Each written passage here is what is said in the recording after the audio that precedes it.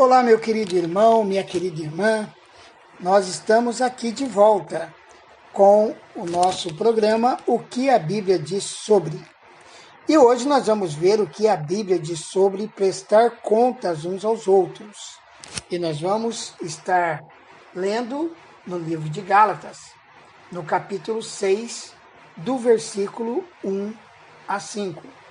Se você está aí com a sua Bíblia ou você está com o seu celular, né, com aquela Bíblia digital, então você pode ler também. Gálatas capítulo 6, versículos de 1 a 5. Irmão, se alguém for surpreendido em alguma falta, vós que sois espirituais, corrigi-o com espírito de brandura, e guarda-te para que não sejas também tentado. Levai as cargas uns dos outros, e assim cumprireis a lei de Cristo. Porque se alguém julga ser alguma coisa, não sendo nada, a si mesmo se engana. Mas prove cada um seu labor, e então será motivo de gloriar-se unicamente em si, e não em outro. Porque cada um levará o seu próprio fardo. Prestar contas uns aos outros. Muitos cristãos desaprovam a ideia de prestação de contas, porque não entendem como as atitudes de outras pessoas poderiam ser da conta deles, e recusam-se a deixar que eles se intrometam nos assuntos deles. Você sabe, aquela velha história, cuida da sua vida que da minha cuido eu. Essa é a filosofia que é defendida por muitas pessoas que desaprovam a ideia da prestação de contas. Mas existem outras pessoas que erroneamente acreditam que a natureza pessoal de nosso relacionamento com Deus exclui a nossa necessidade de responsabilidade mútua. Em outras palavras, eu tenho a minha vida com Deus. Eu presto contas para Deus. Não preciso prestar conta e abrir a minha vida para ninguém. Embora seja verdade que nosso relacionamento com o Senhor seja pessoal, não é verdade que seja algo totalmente particular. A Bíblia ensina que temos de prestar contas a Deus em primeiro lugar, mas também uns aos outros, quando se trata da nossa conduta e de nosso caráter. A prestação de contas se dá entre cristãos que solicitam um ao outro que observem o desenvolvimento de seu caráter em uma ou mais áreas. Por exemplo, pode ser tão simples quanto pedir a um amigo para verificar de tempos em tempos a consistência do seu tempo de descanso e de oração. Talvez você queira pedir para alguém verificar a frequência com que você tem compartilhado a sua fé e tem devotado tempo à sua família. A prestação de contas realmente faz a diferença, especialmente em relação às tentações recorrentes. Paulo ensinou que se um cristão é pego em pecado, os membros mais fortes da igreja devem trabalhar com o pecador e ajudá-lo a voltar para o caminho certo. É isso que Paulo está nos ensinando no capítulo 6, do versículo de 1 a 3 aqui. Ele diz, irmãos, se alguém for surpreendido em alguma falta, então vocês que são espirituais, vão lá e corrijam esse irmão, mas com espírito de brandura. Então a primeira coisa que nós temos que fazer ao corrigir o irmão em falta, em pecado, é corrigi-lo com espírito de brandura. Não é apontando o dedo, não é, agredindo com palavras, não é expondo o irmão. Não, é com espírito de brandura. E a segunda coisa, guarda-te para que não sejas também tentado. Então, cuida da tua vida também. Ajuda o teu irmão e cuida da tua vida. No versículo 2 ele diz, levai as cargas uns dos outros. Então nós somos convocados a levar as cargas uns dos outros. Por quê? Porque é assim que nós cumprimos a lei de Cristo. E a lei de Cristo é essa, amai-vos uns aos outros. Então, a prestação de contas é algo muito importante. e faz muita diferença na vida de todos nós. Às vezes, as pessoas ficam presas a atividades ou atitudes que são extremamente difíceis para elas superarem por si mesmas e não sabem como se livrar. Não cabe a você salvá-las de seus problemas.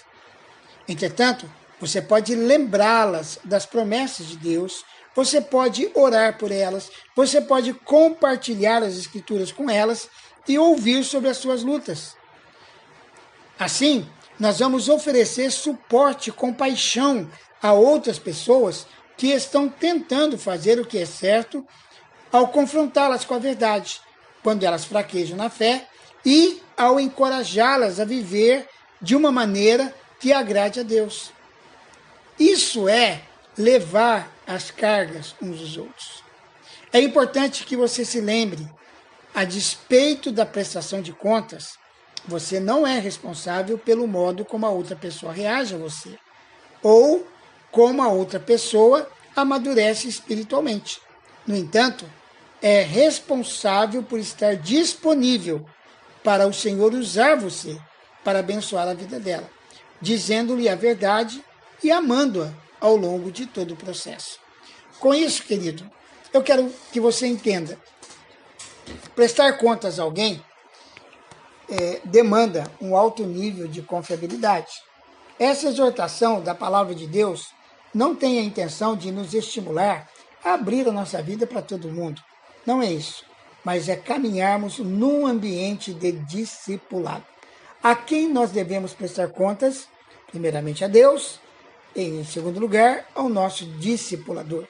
É claro que nós podemos ter também amigos nos quais nós confiamos e podemos também abrir o nosso coração, abrir áreas de nossa vida e receber oração, instrução, confrontação, desde que tudo isso seja feito com espírito de mansidão.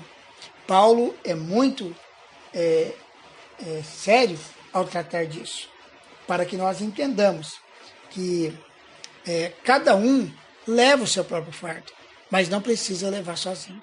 Temos irmãos, irmãs que podem nos ajudar e para os quais prestaremos contas. Então, eu quero encorajar você a estar envolvido nessa linha de discipulado estabelecido por Jesus.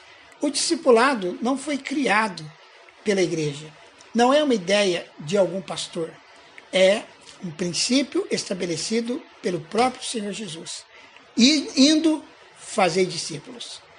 Então, o discipulado é um princípio que rege os relacionamentos na Igreja de Cristo. Que Deus o abençoe. Quero orar por você agora. Que Deus possa fazer de você um bom discípulo, uma boa discípula, mas também fazer de você um bom discipulador, uma boa discipuladora. Pai, em nome de Jesus, que a tua graça maravilhosa alcance a vida de cada um daqueles que estão ouvindo neste momento esta mensagem. Isso é algo importante, é algo que a Bíblia diz. A Bíblia nos ensina a prestar contas uns aos outros. E isso nós fazemos dentro do ambiente seguro do discipulado. Que o Senhor abençoe cada irmão, cada irmã que está ouvindo essa mensagem e toque no coração de cada um, para que todos nós possamos estar dentro da cadeia de discipulado que Jesus estabeleceu desde antes da fundação da igreja, quando ele selecionou de mais de 500 discípulos, ele tirou 12 para caminhar com ele mais próximos. E dos 12, ele elegeu 3, que praticamente foram seus discípulos mais chegados, com os quais ele fez o discipulado 1 a 1. Assim nós aprendemos com Jesus os 3 princípios do discipulado. O discipulado que fazemos com multidões, pregando a tua palavra, sendo testemunha do evangelho onde quer que estejamos. O discipulado que fazemos, Senhor, com aqueles que estão mais próximos de nós e com aqueles que verdadeiramente se tornarão nossos discípulos, através dos quais nós vamos gerar a sucessão do nosso ministério. Que o Senhor abençoe a todos nós. Faça de todos nós discípulos de Jesus, através do discipulado estabelecido na igreja. A ti toda a honra, toda a glória, todo louvor, no nome poderoso do nosso discipulador maior, o Senhor Jesus Cristo. Amém. Grande abraço, querido. Obrigado por acompanhar esta mensagem e até o nosso próximo áudio aqui no nosso programa, O que a Bíblia diz sobre.